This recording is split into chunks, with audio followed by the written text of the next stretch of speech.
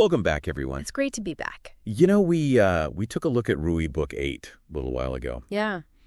And, we decided there's just so much there we should take another look, a deeper dive. Absolutely. There's always more to uncover. This time, though, we're going to zero in on part 1 and this whole concept of the center of the covenant and his will and testament. Oh, that's a good one. That's a really important section to understand. It's really the bedrock of the Baha'i administrative order, isn't it? So for anyone joining us for the first time, could you maybe set the stage a little bit? What's Ruhi Book 8 all about? We've talked about the covenant before on this show. Yeah. But what makes the Baha'i approach to, unity and leadership so unique? Well, it's really fascinating, Bahá'u'lláh, knowing that, religious communities often fragment after the passing of their founder. Right. He put a system in place to not only just maintain unity, but to actually propel the faith forward. So he wasn't just thinking about preventing arguments, but actually thinking about the long term. Exactly. Growth and impact. Wow. And this system, this covenant, is rooted in two really important documents, the Kitab-i Aqdas and the Will and Testament of Abdu'l-Bahá. Okay. Now, the Kitab-i Aqdas, that's Baha'u'llah's most holy book? That's right. Is that right? Yeah. And within this book, Baha'u'lláh establishes those foundational principles of the covenant and specifically names Abdu'l-Bahá as the center. The center. Okay, so that sounds pretty central. It is. What does that mean? What does it mean to be the center in this context?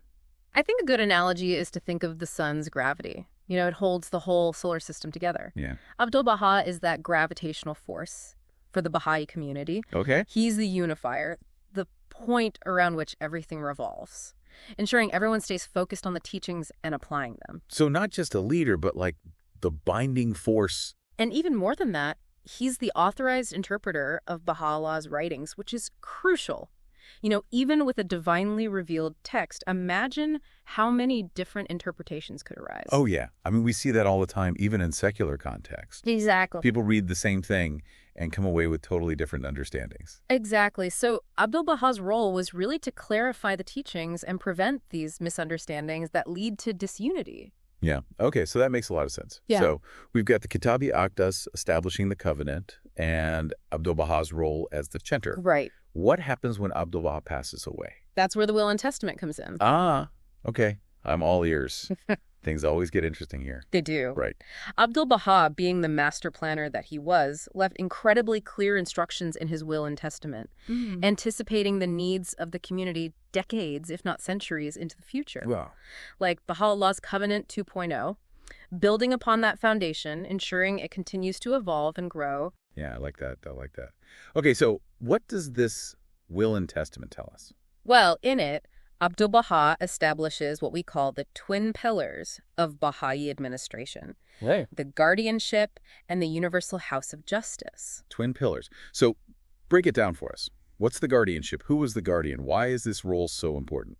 Okay, so Abdu'l-Bahá appointed Shoghi Effendi, his grandson, to be the guardian of the faith. His grandson. So a direct descendant. Carrying on that lineage, and not just any descendant, Shoghi Effendi was actually a direct descendant of both Baha'u'lláh and the Bab. Wow. Think about that. He was uniquely positioned to ensure this continuity of leadership rooted in those two central figures. Wow, so that lineage must have given him some incredible insights into the teachings. Indeed. Shoghi Effendi's role was to safeguard the integrity of those teachings and provide those authoritative interpretations. Sounds like a pretty weighty responsibility. It was, and he carried it out with incredible dedication and insight, really guiding the community through a period of significant growth and expansion. Okay, so that's the guardianship. What about the Universal House of Justice, the other pillar? Right. How does it fit into all of this? The Universal House of Justice is the international governing body of the Baha'i Faith. Okay. But it's unique because it's an elected body. Elected. Yeah. So it's not hereditary like the guardianship. That's right. Every 5 years, Baha'is around the world elect delegates who in turn elect the 9 members of the Universal House of Justice. So it's truly representative of the global Baha'i community. Exactly. What does that mean in terms of how it operates and makes decisions? Well, Baha'u'lláh states very clearly that the Universal House of Justice's decisions are guided by divine inspiration. Hold on. Yeah. So it's not just 9 people sitting around a table and voting based on their opinion. Exactly. There's this really unique spiritual dimension to their decision-making. That's fascinating. So it's like a blend of human effort and divine guidance. Precisely. The Universal House of Justice, they consult, they deliberate, they study the teachings. Right. But ultimately, they understand that they're striving to align themselves with the will of God in their decisions. So it's a process of deep reflection, but also spiritual attunement. Exactly. Wow. And through this process, they guide the Baha'i community, ensuring the faith remains unified and adaptable, but staying true to its core principles. Okay, so I'm starting to see how these 2 pillars, the guardianship and the Universal House of Justice, work together to give the faith both stability and dynamism. Yeah, they really complement each other perfectly. Shoghi Effendi's role as guardian ensured that continuity, that clarity, while the Universal House of Justice provides this ongoing guidance, that flexibility to address the needs of an ever-growing global community. It's intricate, isn't it? Like so much thought went into creating a framework for a religion that could last for centuries. Absolutely. It's a testament to the foresight of both Baha'u'lláh and Abdu'l-Bahá. They understood that for a faith to truly unite humanity, it needed a really solid foundation, a system that could stand the test of time. And it's incredible to think about the implications of that. Right. Not just for the Baha'i faith, Right. but for humanity as a whole. It's like a blueprint for how we build a world Right. that's not only unified, but constantly evolving and progressing toward, a more just and peaceful future. Exactly. And that's what's so compelling about studying Ruhi Book 8. It's not just history. Right. It's about connecting to this living legacy, this force that's actively shaping the world around us. This covenant, this blueprint, it's not just a historical document. It's a living, breathing system, right? That's right. Operating today, guiding the Baha'i community, and maybe offering some insights for the wider world as well. Exactly. So where do we go from here? We've got this incredible framework. How does this play out in the lives of individual Baha'is? That's a great question. How do they navigate their own understanding of the covenant? That's what we'll explore in the next part of our deep dive. Can't wait. This is where it gets really interesting. It does. We'll look at the challenges and triumphs and deep personal transformations that unfold when individuals grapple with the implications of this covenant and its call for unity. It's actually amazing to think that this system, designed for unity, faced some pretty big challenges early on. Oh, you mean like those who broke the covenant? Exactly. I have to admit, when I first came across that in Ruhi Book 8, it seemed a bit out of place. Yeah. We're talking about unity, and then suddenly there's this whole section about division. It does seem a little counterintuitive, but I think understanding this concept of covenant breakers actually makes us appreciate the power of the covenant even more. Okay, how so? Explain that. How does opposition strengthen unity? Well, imagine you're building a house, right? Okay. You need strong materials to withstand a storm. Right. The tests brought about by covenant breakers, as difficult as they were, demonstrated the resilience of the system Baha'u'lláh put in place. So it's like testing the strength of the foundation. Precisely. Yeah. And remember, these weren't just theoretical debates. This had real consequences, often involving personal attacks, attempts to sow discord. Yeah, I keep thinking about Mirza Muhammad Ali, Abdu'l-Bahá's half-brother. Right. That must have been incredibly difficult to have someone so close trying to undermine the faith. It was a profound test, not only for Abdu'l-Bahá personally, but for the whole community. Imagine the doubts that could have arisen. Yeah.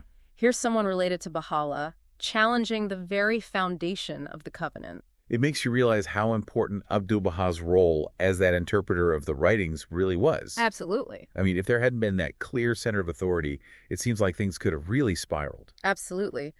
Abdu'l-Bahá's pronouncements, his unwavering commitment to the covenant acted as this stabilizing force. He didn't engage in those power struggles. He didn't retaliate with anger. He was like the eye of the storm. Yeah. That calm in the midst of chaos. Yeah. Powerful image. And what's striking is that Abdu'l-Bahá didn't just address the theological arguments. He also emphasized those spiritual and moral implications of their actions. What do you mean?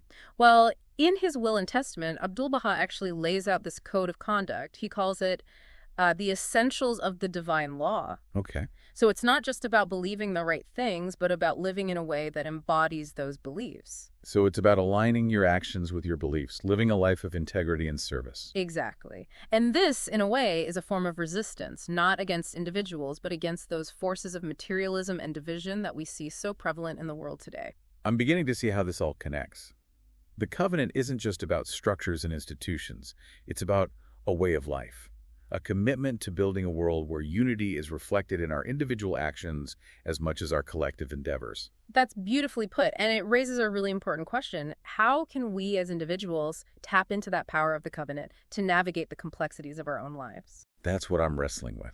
Where do we even begin? One way is to see those principles Abdu'l-Bahá outlines in his will and testament, not as rules, but as a roadmap. A roadmap, I like that. For spiritual growth. So it's about seeing these principles as those guideposts, Mm-hmm. helping us navigate those twists and turns of life. Precisely. For example, Abdu'l-Bahá calls on us to be detached from material things. Right.